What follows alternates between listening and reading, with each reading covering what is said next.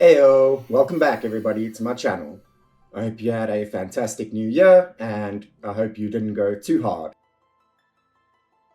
Thank you for joining me today and let's jump into what the video is about. Today I'm going to be doing a complete guide of the dungeon ranking event for Mount NIBEL. So I'm going to be covering all of the difficulties, spending not too much time on normal and hard, but still covering it. So I hope you enjoy. Recommended characters for the event are Tifa, Sephiroth, Aerith, Lucia, and Glenn if you have a specific weapon for him, which is the Jiggy Fam. For Tifa, it's Holy Flame Gloves for ice, Sephiroth, Edged Wings for ice. Aerith can help with ice with Snowflake, or with earth with Wiser Staff. Her Silver Staff also gives ice potency. And then Lucia, if you have her Holiday Revolver and the outfit that came with it, she'll be a great help. So what do you need to bring? Triangle Sigil, Circle Sigil Break, Ice Materia, and Earth Materia. My team are as follows: Lucia, Sephiroth, and Aerith. Lucia is going to be covering the Earth side of the dungeon for me, while Sephiroth is handling ice as usual, and Aerith is there just as an additional magic DPS. So for Lucia, I have an OB1 revolver for Earth. She's bringing an ice materia. Her sub-weapons give her earth potency, and these stats. For our abilities, it's boost M attack 7 and boost earth potency 4. And then a bunch of other random stuff. Sephiroth is bringing ice damage with Edged Wings. And Shiva, he has Earth Materia, and unfortunately the X Sigil boost, just bringing Triangle. That's not going to help me much, but yeah. His sub-equipment is for ice, is his stats, and his R abilities are M attack 7, ice 8, and then the odds and ends. Then finally, I'm bringing Aerith. She's bringing Ramu for extra damage. She's got a Triangle Sigil, then of course Earth and Ice. Her sub-equipment are these, just to give her 3.2k magic attack, and some stats. So she's got boost M attack 7, magic ability potency 3, and barely any heal, but with all the items in the dungeon, you don't really need a lot into heal, and that's what I'm going with. For normal, I don't want to spend too much time on it, so it should be an easy clap for you. I would go for the twins first, take the ice potency, then either Reno or the Red Dragon for either the ice or the attack stat, and then you just saw through it. There's the map. The twins are on the south side, the dragon is on the east side, then on the far south is Reno, and on the far north is the boss, the Fiery Condor. Take a quick look at the hard bosses and their trances. You got the Red Dragon, you have the twins once again. If you need to pause the video to take a better look, please feel free to do so. You've got the Balor Queen, the Mole Crawler, and then finally the Queen Grashstrike is the boss for hard. So I have a few routes. The first one is for magic DPS. Every route you have to face the dragon first, so take the ice potency. Then if you're using magic DPS, you want to go for the twins second to get the magic attack up, then the Balor and the Mole Crawler. For physical DPS, again, dragon has to be first, Balor for the physical attack second, then you can just take the twins and the Mole Crawler. If you are struggling to reach the boss, you can take this route, dragon first as usual. Depending on your DPS structure, you go for either the one that gives you physical or magical, whatever you're using. Then you can go to the Mole Crawler third to get that extra earth potency to help you with the one you left for last. Just remember that you won't have the ice potency from the Mole Crawler for the boss, who is weak to ice. So, Let's take a look at the map real quick. You start off at the bottom and you have to face the red dragon first. You can see his trance abilities there, and I will show all the trances once again on the map. After the red dragon, you have a choice between the next two. It is the twins in the middle, and just above the twins are the Valor Queen. I don't really know how to say that. And then the mole crawler on the bottom left. Finally, the boss is in this corner, and it's the Queen Grashstrike. Let's take a quick look at my hard run. For me, it is a cakewalk because my Sephiroth is actually quite strong now. So I actually just one-shot the red dragon with ice. For the trance ability, I take the ice potency because the lack of earth potency isn't going to affect me too much in the hard dungeon. Grab the item and ignore the rocks because there's nothing behind them. The first random battle is 3 bombs. Clear them out, build your gauges, do whatever you need to do. Then I went for the twins because my team is magic DPS. So I just switched between my characters and spammed earth, and they went down pretty quickly.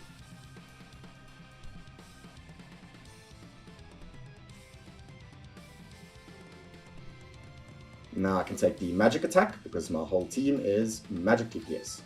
You would take on the Balors at the top first if your team was physical DPS. I then go to the mole crawler since the Balor gives me nothing. I take out the Rangers first, then I tried to take it slow with the mole crawler, but I'm quite strong, so I just finish it off. If you're not strong enough, the trick is to do as little DPS as possible so that he goes into cooldown phase. Here you can choose between earth potency and ice potency. Because the final boss is ice, I went with ice. Now, as I said with the mole crawler, if you're not very strong, you can basically try to do as little DPS as possible in the beginning. Then he will go into cooldown phase before he goes into onslaught phase, and you can burst him down then. Grab this item, and I'll finish off with the Balors. I just take out the queen, and that's it. But if you are not strong enough, you can focus down the ads, either from the beginning or during the interrupt phase, if you break the stream phase. Here, nothing's useful for me because my team is not physical, so I just grab defense. If you have a physical team, you want to come here earlier and grab physical.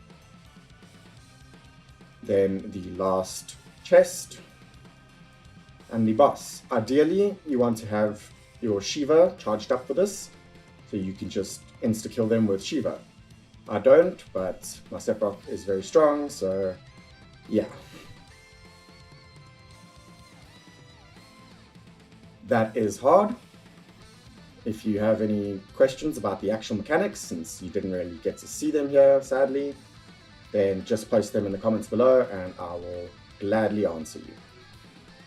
I got 610k. Now for very hard, the bosses you will face are the Scorpion Sentinel,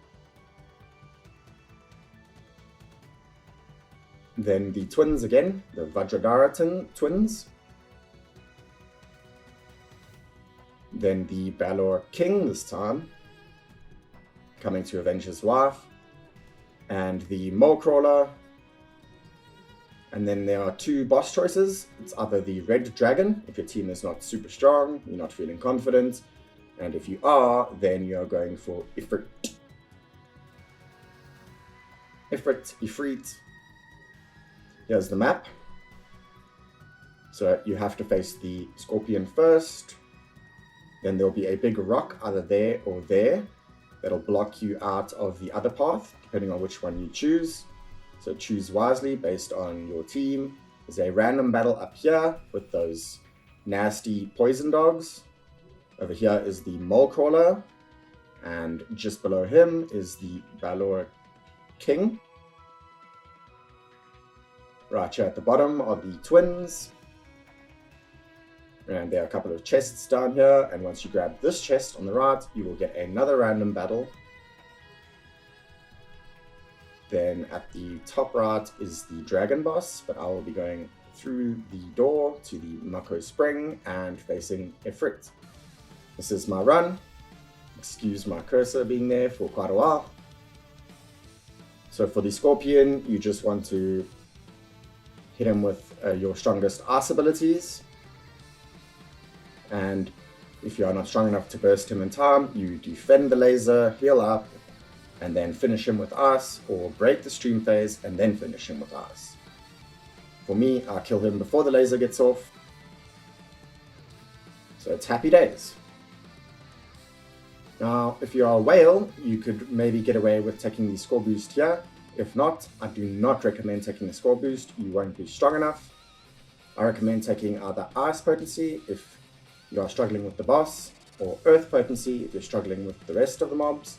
I just take Earth Potency because most of the enemies in this dungeon are Earth, weak to Earth, so it seems more value than just getting Ice for the boss. There is the rock that I mentioned, and the random battle. It's these nasty Wrathhounds along with a Queen Grashstrike. So I use Frostblade on the Grashstrike and switch to my other characters and switch targets to Lazara the Dogs down as fast as possible.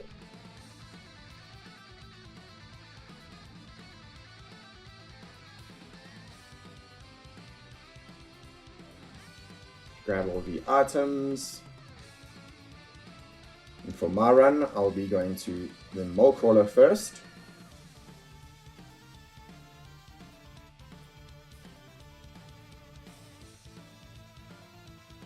Now for this guy, I prefer to take out the ads first, and I don't think I managed it in this run, or I might have, I'm not 100% sure, but again, if you do as little damage as possible to him in the beginning, he will actually go into cooldown phase before onslaught mode or whatever showdown mode, you know, his other offensive modes. And if you can achieve that, you can probably burst him down during cooldown mode. He is weak to magic, so my team is perfect for this.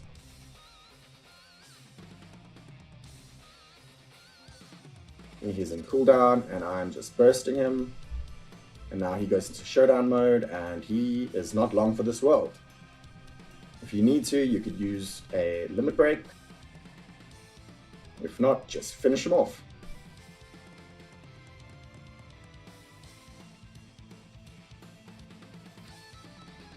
Another 35k in the bag.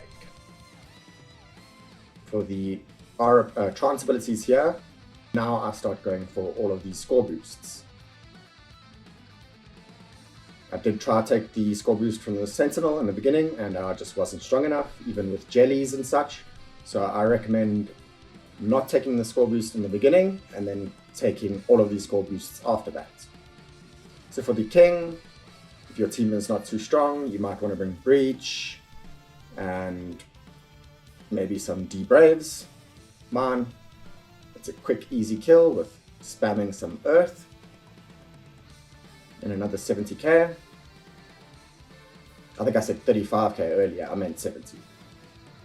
Right, for his trance abilities, score boost again. So as you'll see, from here on out, it's just score boost, score boost, score boost.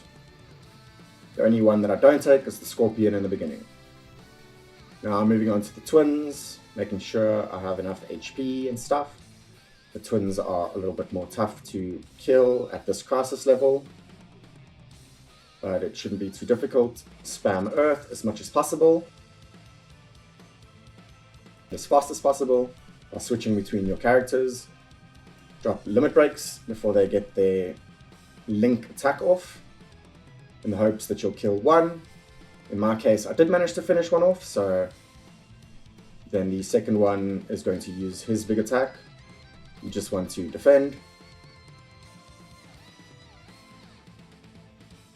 And then he'll be knocked off balance, so you can use the time to heal up a bit, or you can just finish him off.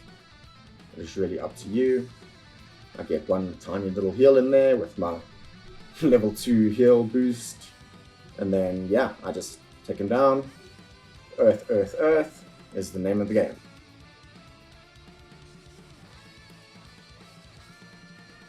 For this one I got 65k. And for the Trance ability, again, score boost. If you're not super strong, you might need to choose between some of these. You might need a physical defense. But for the most part, if you're strong enough, if you're confident enough, just go with score boost. It's going to help you out with getting that top 100.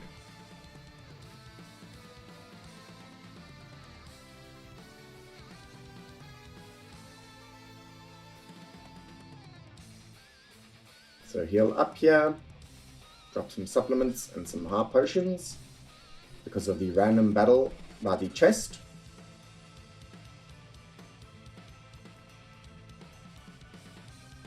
Grab the items, and as usual, when you try to leave, you are ambushed. And it's the same nasty enemies as before. I use the same strategy. A Frostblade, charge Frostblade on the Queen, and immediately while it's casting, I switch to my other characters, switch targets, and spam Ice.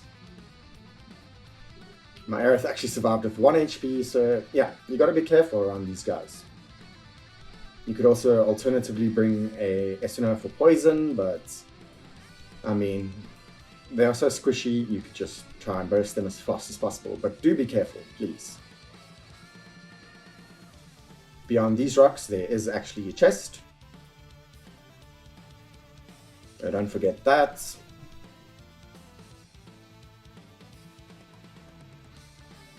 And then if you go up the ramp here, you will be facing the red dragon boss, but since I will not be facing him, I'm going to go back down and face Ifrit.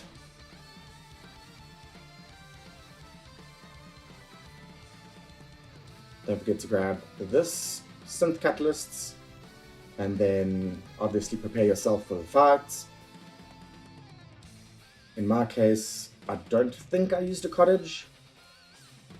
I felt like it would have been a waste since my characters are not that low. Instead, just pop some supplements. Don't be afraid to pop a cottage if you need to. Otherwise, just pop some supplements and some potions.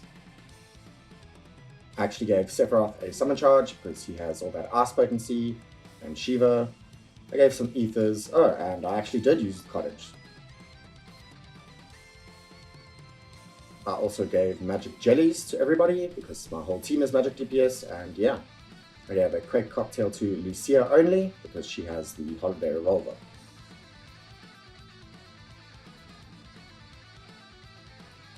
Ifrit hits quite hard, but if you have a strong ice-based team, and if you chose ice potency in the beginning, which I didn't, it will be even easier for you. So what you want to do is spam him with ice to keep his gauge down, because the higher his gauge is, the more damage he will do. So I recommend having your Diamond Dust ready and using it as soon as the fight starts, pretty much. Because as you can see, I'm taking mega damage here. The Diamond Dust, finish off the bombs and keep his gauge down. I'm healing here, my Sephiroth's literally on 2 HP. Then you want to watch the charge. Whoever he's targeting, you want to make sure they are topped up so they can tank the ability. Just like that. Then again, you want to keep healing and spamming him with ice. Eventually he'll go into a stream phase where you can use triangle sigils to break him and weakness damage to break the 10 on the left. For me, I was close to killing him, so I just spammed Frostblade and I was about to drop my summons, and that was enough for me. So play it by ear, play it the way, according to your team. If you're not strong enough, if you don't have a super strong Sephiroth, you might need to just break that sigil phase as soon as possible by hitting him with triangle and ice. And after that, it should be easy to take him down, and you will have your S+, as well as, hopefully, your top 100. I wish you the best of luck for whatever group you're in. I hope you can reach top 100 as well.